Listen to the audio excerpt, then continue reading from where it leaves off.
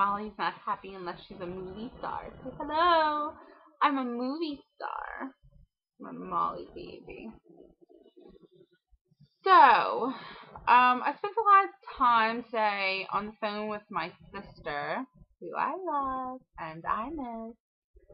And, we talked a lot about weight loss, and because it's the topic, of course. And we talked about a bunch of different things, and it got me started thinking. And there's since I've been doing this, I've okay, I go to Weight Watchers. I like Weight Watchers. It simplifies things, makes it work. But I think that, like anything, you need to do your own research. You need to know what's healthy. You need to read. I mean, in today's world, you can look at YouTube, but you need to make sure what you're hearing on YouTube is backed up by science and data. But there's so many outlets, and information is so readily available, you need to absorb it like crazy. I spend hours a week, and it's cumulative. Like you know, I spend time looking for people who are doing this with me. This weight loss journey. I spend time looking to connect with those people and building a network, to have support everywhere I look. I spend time collecting information, researching things that I've heard, things that I've read, things that I think could help, but I want to make sure it's a valid thing. Vitamins, spices, yeah, I like so much home remedies, new age remedies, hormones, all of this stuff. There's so much out there. There's so much information, and I think it's really important that you read it and that you know that your sources are backed up, because you can really get led wrong. And weight loss it's a battle and a fight, and if you're not fighting it, if it's happening easy, then it's happening the wrong way, because it's not easy. If you, and what I mean is, some people, it's like, oh, I just decided I liked salad. That was easy. That's not what I mean. What I mean is, like, if you're not putting forth the right amount of effort, if you're going to get shots every week to up your metabolism, or to make you not feel hungry, or to change your body and its signals, you are harming yourself, because there's another way. And anytime you look for the easy way out, you're going to hurt yourself, and in the long run, it's gonna make things harder. So I think you really need to, and I wasn't trying to single out people who do shots or pills or anything like that. I mean, things that help. See, this is the thing.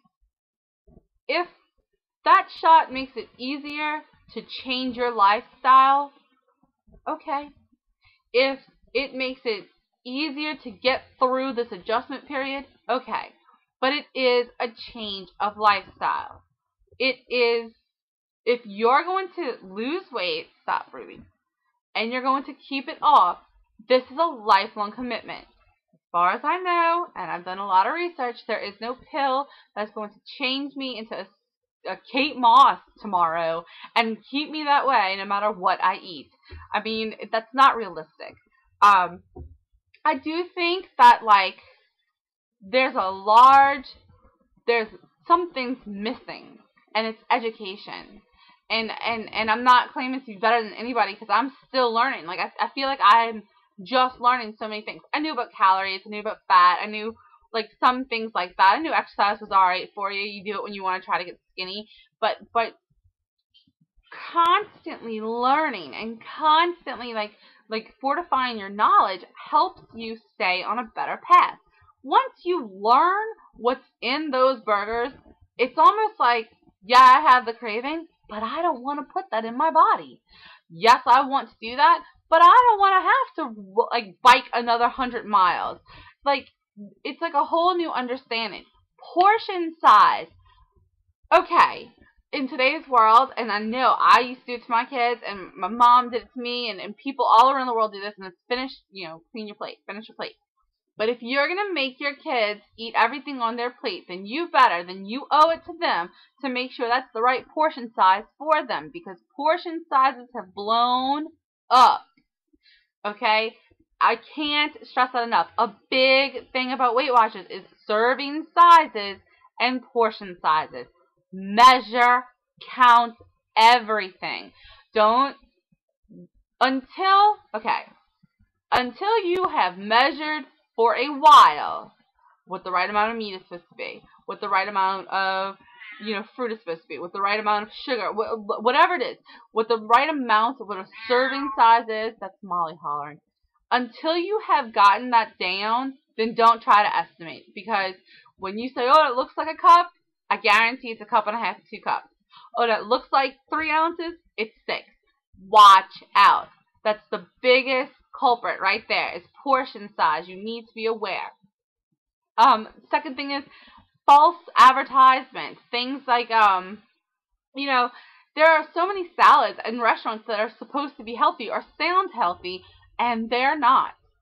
You need to really, really watch that. I mean, and I think my biggest thing, and this is what, I was like, I'm going home and I'm making a video because this is something I'm very passionate about, but it's our kids. Because, alright, 50 or so years ago, it was different. There were a lot of home-cooked meals, TV meals got introduced, fast food started being more prominent. Over the past couple of years, it's getting more and more out there, and now our children have more choices and have more things being constantly told that this is what you want, this is what you eat, and we have a responsibility as parents to break this cycle. If it was drugs, if it was alcohol, if it was abuse, we talk about breaking those cycles with our kids all the time. Violence, we talk about that. We need to talk about this. We have got to break the cycle, because the habits we instill change their lives and the lives of our grandkids and the lives of their children. I mean, this is a serious thing. And if you raise your child on fast food, what's going to happen? I mean, they're going to be fighting the fight we're fighting now. And I'm so passionate about it. I got really upset because I read an article on the news, on Yahoo News, that was talking about how to stay away from things that cause, weight gain and stuff. And one of the things was like, oh, if that bread bowl at the restaurant, is causing you problems, if you have to have it, have one and pass the bowl to your kids. What? So that you can what? Create a habit that later on they have to fight? No! You get yourself out of an abusive relationship so that your children don't watch abuse and think it's normal. You get yourself out of drug problems and alcohol problems so that you can break the cycle. Well, we have to do the same thing with food. We have responsibilities. And I don't understand anybody who can educate themselves for them and then still continue to let their child make a blind mistake, or to not give your kids those tools. You talk about strangers with them. You talk about inappropriate, relationships. You talk about all the things they need to watch out for in this world. And food is just another thing to talk about. We talk about drugs. We talk about smoking cigarettes. Food. It's important. I can't even tell you. I told my sister, I said, I feel like right now I'm too big to be taken seriously, but part of my losing weight and part of my losing weight and educating myself is to result in she does not listen, in me speaking about this and being public about this and possibly going into a nutritionist type of background and educating, because I think people need education in this situation. I feel okay, I had a food addiction. I will always be a recovering food addict. I understand that. But I have such a broader knowledge, and I'm nowhere near ready. I'm nowhere near finished. I'm still learning. No, Mal. Constantly. I'm constantly still learning. So, but now that I have the information, I feel like some of the choices I made, even at the height of my addiction, I would not have made. I don't know. You just have to be armed with knowledge. Knowledge is power, and they say that in so many circumstances. And I think that's the truth here also. And we just have to get together, and we have to make this a priority in our schools, healthier lunches, in our society as a whole. I mean, in California, and I don't know how I feel about this, but in California, they in some place, I think in California, I'm pretty sure, they just made it to where you can't give out toys with Happy Meals, and it's like kind of like I don't know. Can you buy the toys separately? I mean, the toy entertains your kid or whatever, but I understand it. Like, let's distance that. I mean, we have to start saving our kids. And we wouldn't we took away Joe Camel because he was for kids, and he appealed to children, and we change things constantly. We watch how we advertise alcohol, and we watch how we advertise, tobacco, and we have a war on drugs, and then we have a clown selling Happy Meals to our children. It's a serious situation, and we have to all take it seriously and fight for our kids. And I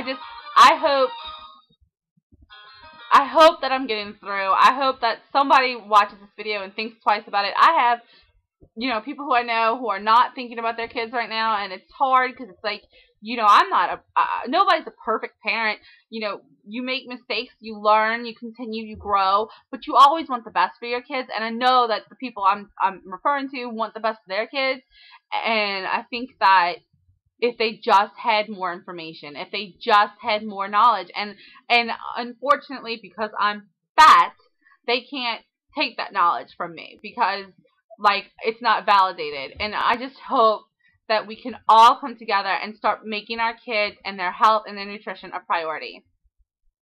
Sorry about the ringtone. Sorry about the fire. I'm fired up. On a lighter note, cheesies. How cute are those? They're from Japan. Loving them. Okay. That was me doing my best to try to take it down a notch. It's a passion. And I'm not sorry. It's just a serious passion. Hope everybody's having a good week.